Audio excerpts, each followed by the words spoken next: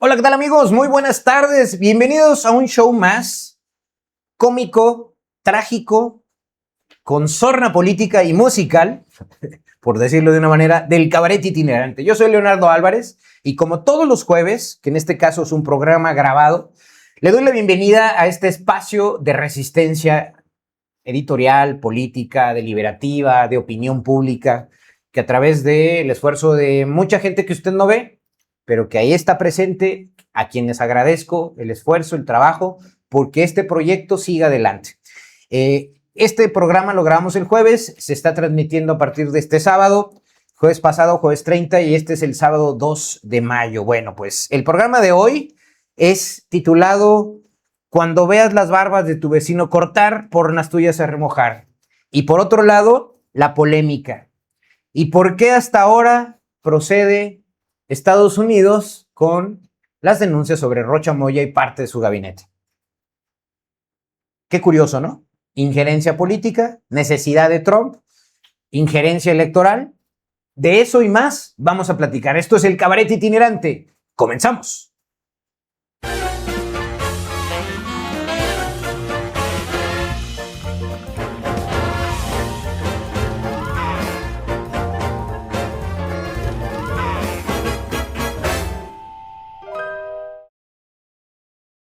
Bienvenidos al Cabaret. Y mire, como ya lo anuncié ahorita en la parte introductoria, vamos a tener un programa muy movido y el tema va a ser, obviamente, la coyuntura nacional a partir de lo que sucedió con Maru Campos y la respuesta que ha sido fuerte de Estados Unidos, emplazando, provocando y presionando al gobierno de Claudia Sheinbaum. Vamos a analizar los puntos más importantes y desde mi perspectiva, desde el injerencismo de la CIA, de los norteamericanos, que no es nuevo, pero que para estas alturas es una reedición de lo que Donald Trump pretende en América Latina. Pero bueno, como usted sabe, comenzamos con los cartones, como siempre. El primer cartón de Monero Hernández se titula Idónea, y no puede ser más elocuente y elusivo este cartón porque está Jorge Romero, el presidente nacional del PAN, con el logo del PAN, pero que dice CIA, y dice Jorge Romero, traidora a la patria, ni mandada a hacer para que sea candidata del PAN en 2030. Y curiosamente, si usted me lo permite, ese es el fondo o lo que está de fondo de toda esta actividad mediática, partidista, de intentona de imponer una narrativa en la cual Rocha Moya hoy es el estrella de una injerencia, una violación flagrante de la Constitución a través de Maru Campos, que es la gobernadora de Chihuahua, que aparece en la fotografía, hasta aquí arriba, en la mierda, ¿no? Mi comentario editorial sobre esta situación y sobre esta caricatura, aprovechando los trazos de Monero Hernández, la injerencia de Estados Unidos en Chihuahua bajo la gestión de Maru Campos es grave, gravísima, porque se vulnera la soberanía en temas fronterizos, de seguridad y sobre todo de recursos estratégicos, porque al final de cuentas usted sabe que estamos en plena renegociación del Tratado de Libre Comercio. Es una intromisión política porque trasciende la cooperación institucional para convertirse en un alineamiento ideológico que favorece agendas conservadoras. Y deje usted de lado el tema conservador. Es la participación extranjera en suelo mexicano en áreas estratégicas. En el marco del pragmatismo de la era Trump hacia América Latina, esto hay que tomarlo en cuenta, analistas, y entre ellos me incluyo, observamos una diplomacia transaccional de intercambio comercial que prioriza alianzas con liderazgos afines a políticas de línea dura, ¿no? Halcones, hawks, como se les llama. Ahí está Ronald Johnson, ex Boina Verde, todos ligados al ultraconservadurismo y a la mano dura en temas de migración, de narcotráfico, de delincuencia y de derechos civiles. Y además libre mercado. No debemos dejar de lado que Maru Campos es, desde mi perspectiva, con este comunicado, no me queda la menor duda que además también de la ultraderecha conservadora como la de Lili Telles, no me queda la duda que es la apuesta de Donald Trump para el 2030.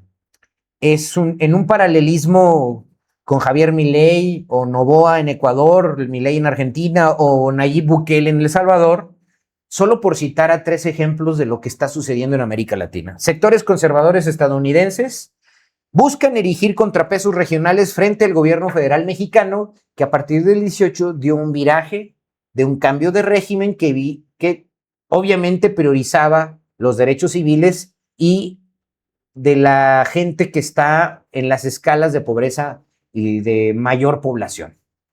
Hay que decirlo en realidad.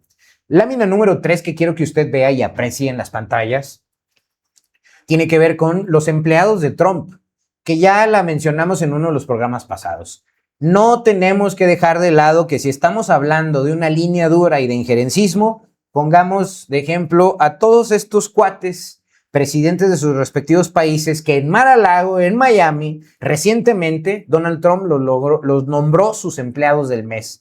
Presentó a estos nominados, en primer lugar, a este payaso y farsante que es Milei en Argentina, el de Bolivia, Rodrigo Paz, que además Bolivia no se recupera después de Evo Morales, Costa Rica con Rodrigo Chávez, que también tuvo la mano de Donald Trump para ganar las elecciones, República Dominicana, Luis Abinader, Ecuador, Daniel Noboa, que podemos decir de Daniel Noboa, que además irrumpieron violentamente en nuestra embajada, El Salvador, Nayib Bukele, que viola los derechos humanos flagrantemente, y ese es su sello de seguridad. Honduras con Nardi Azufra, que además es muy polémico porque ahí Donald Trump operó la elección. Panamá con José Raúl Mulino, Paraguay con Santiago Peña y Trinidad y Tobago con Christine Cangalú. Y la pregunta que yo me haría de fondo para aderezar esta imagen y el cartón de Manuel Hernández previo a esta imagen, ¿y por qué hasta ahora procede Estados Unidos en contra de Rocha Moya? ¿Usted cree que es una coincidencia? ¿Por qué hasta hoy? ¿Cuál es la justificación? Y por eso me voy a la lámina número 3, que no es ni más ni menos que es una luz al final del túnel que en voz de figuras como Robert De Niro, que usted lo va a ver ahorita en la pantalla, han alzado la voz contra la retórica de Donald Trump, denunciando que su discurso busca intencionalmente sembrar terror en México, presionar a México para conseguir renegociaciones ventajosas en términos del libre comercio, pero también en la comunidad hispana y latina en México, mexicana en México. Por eso el ICE está con fervor atacando los paraísos de migrantes que hay en Chicago, Los Ángeles, por citar solo 2 ciudades. Para estos críticos de Trump, como Robert De Niro, como varios de los artistas hollywoodenses de mayor renombre, la agresiva narrativa fronteriza esconde una estrategia mayor y no la debemos dejar de lado. Advierten que al criminalizar a los latinos, se intenta construir una justificación para futuras intromisiones, que ya lo estamos viendo, políticas, presiones económicas y abusos de poder en Latinoamérica, y lo estamos observando. Desde esta perspectiva, Trump utilizaría el miedo como una herramienta para legitimar el histórico intervencionismo estadounidense que estamos regresando en tiempo real al siglo XIX y proteger sus intereses bajo el pretexto de la seguridad nacional. ¿Qué dice Robert De Niro, sintetizado? México no es una amenaza, solo es un plan para sembrar miedo dentro de la frontera de Estados Unidos, dentro y fuera de Estados Unidos, y negociar sus intereses o intromisiones de Estados Unidos a otros países. Les invito a que escuchemos de viva voz a Robert De Niro, que pone los puntos sobre las íes en negritas y sombreado. Escuchémoslo. You think this is about immigration? You're wrong. You think this is about drugs? Think again. What I'm about to tell you will change everything you thought you knew about what's really happening at our southern border. 3 weeks ago, I was having lunch in a quiet Manhattan restaurant when I overheard something that made my blood run cold. 2 men in expensive suits were discussing what they called leverage mechanisms. One said something I can't forget. The border isn't about stopping people anymore. It's about showing them who's boss. That's when it hit me. Every threat Trump makes against Mexico, every tariff warning, every talk of military intervention, none of it is really about Mexico. It's about you. It's about your fears, your anger, your need to believe someone's fighting for you. And I've seen this playbook before. Let me tell you something most people don't understand about the U.S.-Mexico border. That line isn't just geography. It's a scar from 1848 when we took half of Mexico's territory after winning a war. Texas, California, Arizona, New Mexico, all Mexican land until we decided it was ours. That border represents 175 years of us telling Mexico exactly where they belong in the power structure. Now, Trump's using that same psychological dynamic, but he's turned it into a weapon against you, the American people. Every time he calls Mexican immigration a national threat, he's not describing reality, he's creating it. He's taking your legitimate economic anxieties, the fact that your wages haven't kept up with costs, that good jobs are harder to find, that your kids might not have it better than you did, and he's giving you someone to blame. But here's what really makes me sick about this whole thing. It's working exactly as designed, not the way Trump claims it's working, stopping drugs or controlling immigration. Those numbers haven't changed much. It's working as a political strategy to keep you focused on external enemies instead of internal problems. You want to know how I know this isn't really about national security? Follow the money. American corporations have invested over $100 billion in Mexico. Our biggest companies depend on Mexican supply chains. If Mexico was truly the threat Trump claims, why would Wall Street be pouring money into the country? Why would American factories be moving there? The drug war angle is particularly cynical. Yes, cartels are violent criminals who cause real harm, but using that as justification for economic warfare against an entire nation? I've studied this pattern throughout American history. Guatemala in 1954. We said it was about communism, but it was really about United Fruit Company's banana profits. Chile in 1973. We said it was about democracy, but it was about copper mines. Every time we find an enemy to justify intervention that benefits American business interests. Mexico sends 80% of its exports to the United States. When Trump threatens tariffs, he's not negotiating, he's extorting. Mexico has to respond, has to make concessions, because their entire economy depends on access to our market. That's not strength, that's abuse of power. And the Mexican government knows they have no choice but to play along. But here's where you come in. Every time Trump makes these threats, every time he talks tough about Mexico.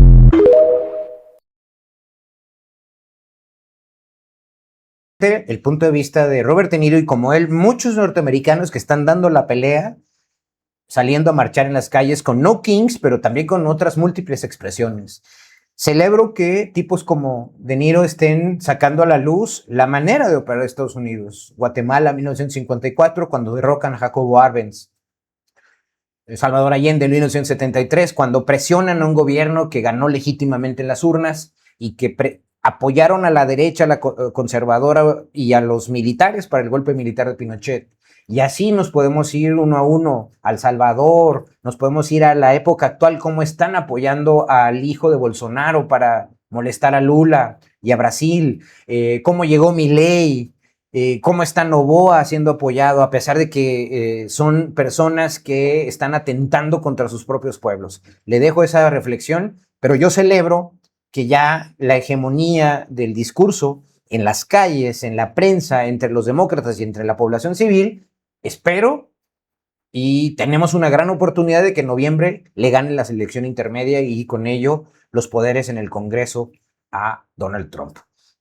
Cartón número que sigue, que para efectos de mi numeración es el número 4, es Waldo Matus. Este cartonazo lo titula Rescate de Emergencia CIA. Rescate de emergencia, ¿no? Ahí tienen a el embajador Ronald Johnson, ex marín, tomando del brazo a una vapuleada con la cachucha de la CIA, Maru Campos en Chihuahua, y claro, defendiéndola y tratando de poner sobre la mesa el tema de Rocha Moya, que para el caso, muy pertinente, es como una respuesta de Estados Unidos, válida o no, nos guste o no, es una respuesta a que los ventanearon, a que los descubrieron interviniendo, violando la Constitución y sobrepasando los acuerdos que se tienen entre los gobiernos para haber una cooperación Luego se andan quejando de las actitudes de López Obrador cuando expulsó a los de la DEA.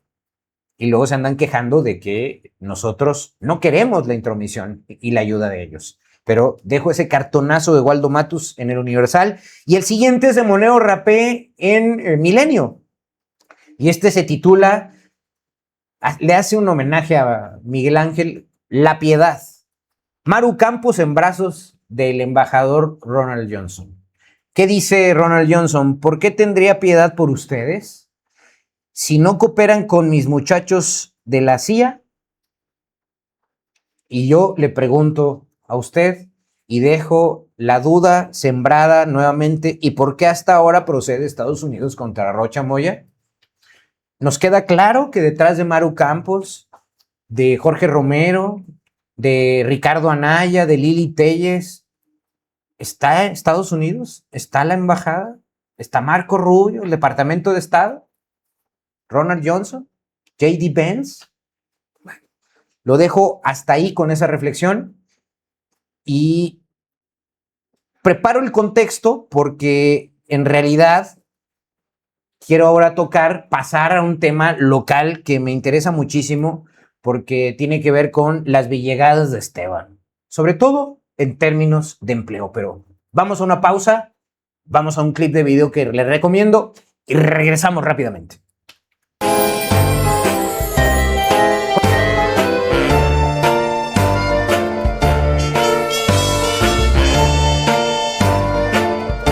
El reparto del botín en Durango. ¿Gobierno de coalición o reparto de botín? Los números en Durango revelan un pacto que nos sale muy caro a todos. Dato irrefutable. La sindicatura municipal en manos del PRI disparó su gasto un 184%. Pasó de 9 a 26 millones de pesos de la nada. ¿Por qué? Pues porque el presupuesto se usa para equilibrar favores políticos, no para servirte a ti. Toño Ochoa nos triplicó el costo de su oficina.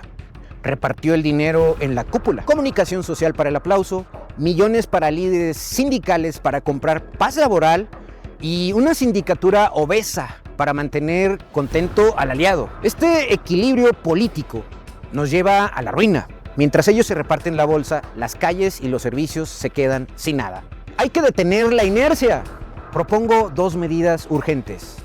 Una regla fiscal municipal para poner tope al gasto en la cúpula. Y número 2, una auditoría forense a la partida de presidencia.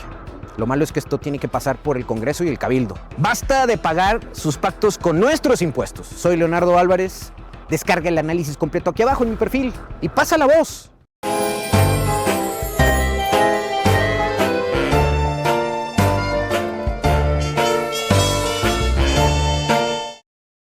Eso, amigos, gracias. Y mire, aprovecho como siempre para agradecer sus infinitas muestras de cariño, de aprecio, por darle like, por compartir todos nuestros productos en TikTok, en Instagram, YouTube, en X y por supuesto en Facebook. Nuestros clips han emergido ahí como una esperanza de que abran debate público y yo agradezco todas sus muestras de afecto porque han acogido con gran interés estas aportaciones periodísticas que hacemos. No tengo la verdad absoluta, tengo una formación como economista que me obliga a analizar números y que con esos números repliquemos la verdad y que con eso, si hay que contrastar dichos contra hechos, pues lo siento. Esa es la realidad estadística. Y miren, en ese contexto, lo que sigue es analizar no una Villegada, sino las Villegadas de Esteban, sobre todo con respecto a los empleos que se han generado en Durango. Le pido a mi equipo que ponga en pantalla la lámina del día de hoy y quiero partir con un análisis que le recomiendo hacer. Lo hice a profundidad en el programa de Juan José Salas Mancinas, que me abre su espacio los martes de 6 a 7 de la tarde, lo cual invito a seguirnos ahí en Sama Noticias.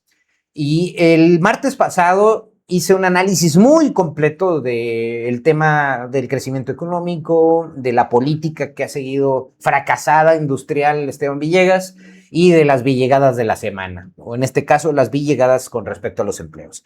A partir del video en donde anuncia que se congratula y que los esfuerzos que han realizado están dando sus resultados y que el primer trimestre de Durango tiene 6,308 empleos y que es 44 más que el año pasado. Leo textualmente: los resultados hablan por sí solos y con muy buenas noticias para Durango. Más de 6,308 empleos generados en el primer trimestre de 2026, que no son más de 6,308, son 6,308, punto. Con un crecimiento del 44% respecto al año pasado, hoy crecemos más de 8 veces por encima de otros estados del norte. Eso da un poquito de risa y que, insisto, vean el programa de Juan José Salas para analizar todo el contexto, porque hice las comparaciones pertinentes con Chihuahua, Nuevo León, Zacatecas e incluso con otros estados. Yo lo que quiero es recordar la retahíla de sentencias y falaces argumentos previos de Esteban Villegas y sus pupilos, que son una serie de inútiles, entre otras cosas, porque ha sido capaz de decir muchas balandronadas, bravuconadas, estilo feud, porril. Recuerdo que primero comenzó con 28,000 nuevos empleos, con más de 3,700 millones de nuevas inversiones. Luego, que no era su jale que se dieran de alta en el IMSS los empleos de sus empresas e inversiones que trajo. Y luego, después, que las empresas habían generado 30,000 nuevos empleos, no sé dónde, pero que su oficina matriz estaba dada de alta en otro estado y que los empleos se reportaban precisamente donde estaba la oficina matriz.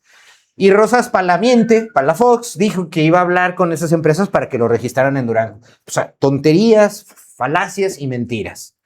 Luego, entre otras cosas, hoy sale diciendo que crecen 44% más que otros países industriales y que 8 veces más por encima de estados del norte. Gracias a todo lo que han realizado, que no dice que o explica que crecieron 44% más que Nuevo León en registros de empleos en el IMSS. Pues una serie de falacias. ¿Qué tengo que decir al respecto? De esos 6,308 empleos, la gráfica que sigue es muy descriptiva. Básicamente está haciendo propaganda de una generación neta de empleos en el IMSS muy precaria y que, como usted puede apreciar, sí, en su extremo derecho, sí, son 6,308 empleos registrados entre enero y marzo, de tal suerte que en enero fueron 2,590, en febrero fueron 1,892 más para cerrar febrero con 4,482 y en marzo le sumaron 1,826 para sumar en el primer trimestre 6,308. Tiene derecho a hacer propaganda de ello, pero si usted ve la gráfica a su izquierda, lo que estamos hablando es que es la recuperación de los empleos que se pierden estacionalmente en noviembre y diciembre del año anterior y que desgraciadamente 2025 y 2024, como usted puede apreciar en la gráfica, estamos en números rojos. En el cierre de diciembre del 2022 generamos netos 2,574 empleos y Durango tiene que generar al menos 16,000, 14,000 empleos. Generamos 2,574. Al cierre de diciembre de 2023, ahí en el recuadro aparece, generamos menos 230 empleos, es decir, perdimos, ¿no? Solo en diciembre se perdieron 5,167 empleos y solo en diciembre del 2022 se perdieron 5,456, lo que implica que parte de estos recursos, la gran mayoría de los que se pierden en noviembre y diciembre cada año, son porque son eventuales y comienza su recontratación en enero, febrero y marzo del siguiente año. El cierre del año 2024 fueron solo 40 empleos netos en todo el año y solo en noviembre perdimos la friolera de 4,000 empleos, ¿no? Ahí se ve en rojo. En el 2025 cerramos todo el año con la generación neta de 703 empleos, cuando, insisto, debemos de generar entre 14 y 16,000, cuando menos. Y obviamente comenzamos el año como cada enero de cada año, como usted lo puede apreciar en los picos de inicio de cada año, comienza en verde y espero que ojalá continúe en este 2026 esta línea de crecimiento en empleos generados en el IMSS en verde.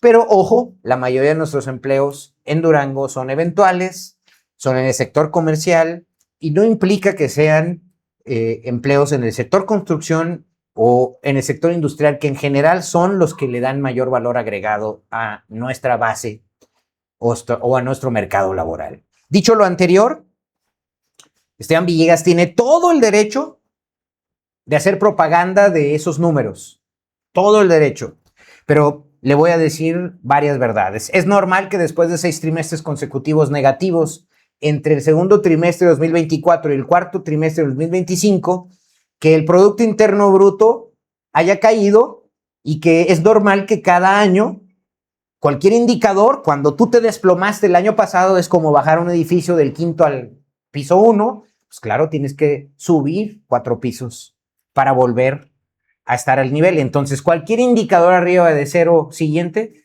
es muy positivo con respecto a las caídas anteriores. Número 2, la comparación que se hace con Nuevo León, pues es tremendamente insultante para todos los duranguenses.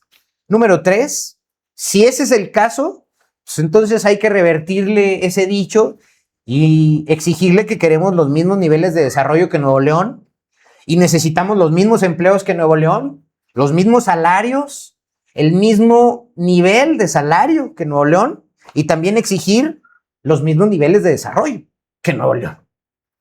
Número 4, está en su derecho, como ya dije, Esteban Villegas, en promover los registros del primer trimestre en el IMSS, en generación de empleos en Durango. Sin embargo, debemos reconocer que apenas representa el IMSS todo de Durango, de empleo formal, solo representa el 25% del mercado total de la población económicamente activa. Punto. 15% es el ISSSTE y 54.4% es empleo informal, que no tiene ni derechos ni prestaciones, ni siquiera tiene cobertura de seguro social o una jubilación. Y número 4, ya lo dije, hay 54.4% de la población económicamente activa en el sector informal, que esto es más o menos casi 500,000 habitantes o 500,000 personas que pertenecen a la población económicamente activa. Entonces, esto hay que recordárselo a Esteban antes de que, como sus focas aplaudidoras, le estén reconociendo que el gigante creció en empleos cuando es una vil falacia y una vil mentira. Gráfica que sigue, y con esto le hago un homenaje a Canuma. Noticias desde el sótano. Es como si le hiciera un reportero un reportaje, una pregunta a Esteban y le preguntara: ¿qué se siente ser el peor gobernador de México? Noticias desde el sótano. En la lona. Bueno, el indicador mensual de la actividad industrial, el IMAIEF mensual, ya lo había mostrado aquí con anticipación, indica que en diciembre cayó menos 5.8% en diciembre de 2025. Y esto, hilado a todo el año del 2025, nos da un promedio que este indicador industrial en Durango, en promedio cayó 10.2% por mes. Y ahí usted lo puede apreciar en la gráfica, que a la mitad de la gráfica está el promedio de caída de menos 10 y en la parte superior está el 0. Entonces, durante el año 2025, la actividad industrial en Durango colapsó. Esta medición implica, en conjunto, sectores de la industria en manufacturas, en minería, en construcción y sobre todo en la generación de electricidad. Entonces, cuidado con lo que presume y con lo que habla el gigante de las mentiras. Cartón número que sigue, con lámina estadística que sigue, tiene que ver con la caricatura de Canuma de esta semana, que habla de autopartes, así la titula. Y es un Frankenstein, ese es el gigante de Esteban. Es un Frankenstein que por un lado está la OJED, por otro lado está el Congreso, el gobierno municipal de Tontito Ochoa, el Poder Judicial, el narcotráfico y pues claro, el ego que como gobernante nos regala cada vez que abre la boca.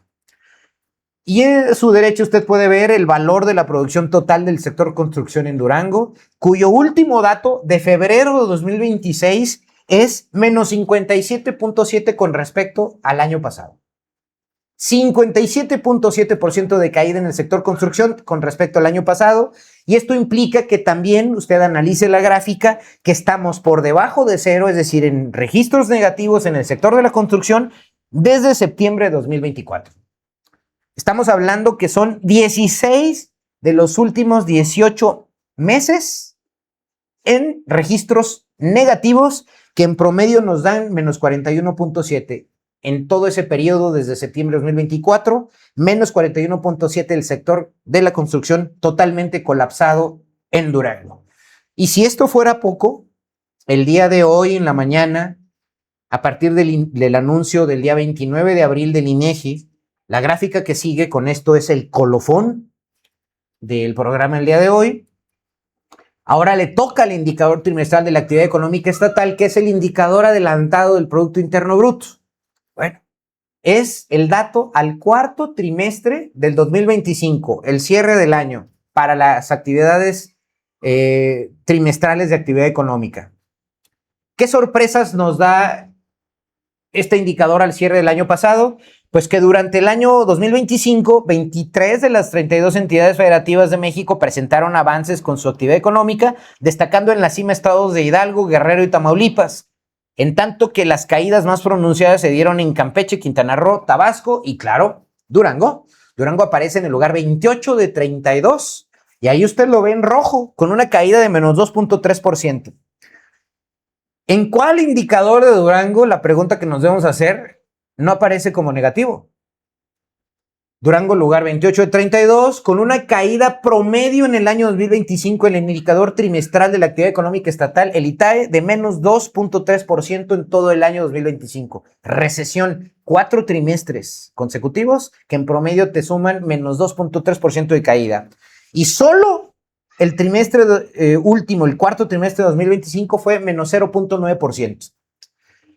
Hidalgo, Guerrero y Tamaulipas son los que son los motores de la economía en este sentido.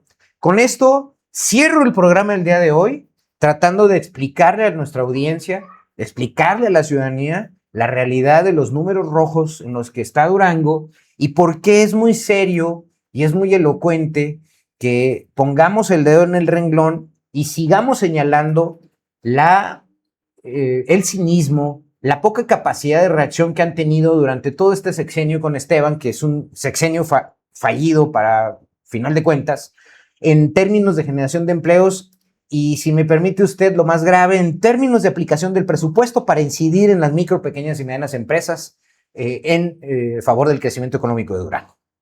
En ese contexto, pues estamos en la lona y me parece que el gigante que tanto nos presume Esteban Villegas, ese gigante es de papel. Mi nombre es Leonardo Álvarez, esto es El Cabaret Itinerante. Le agradezco el favor de su atención, nos vemos la próxima semana. Y yo le invito a que aquí en la caja de comentarios me dé su opinión, me critique, me haga propuestas, dele like, comparta la información y sobre todo ayúdeme a que esto se genere, ayude a generar un debate público para señalar las arbitrariedades, el saqueo sistemático del presupuesto público, tanto en el municipio de Toño Ochoa del predialazo 2026, como en el estado del gigante de papel que nos gobierna. Por mi parte, es todo el día de hoy, esta semana. Vaya con cuidado este fin de semana, descanse, que además es el gran megapuente que nos regaló el gigante de papel. Y entonces, aprovéchelo. Nos vemos la próxima semana. Mi nombre es Leonardo Álvarez y esto es El Cabaret Itinerante. Hasta pronto.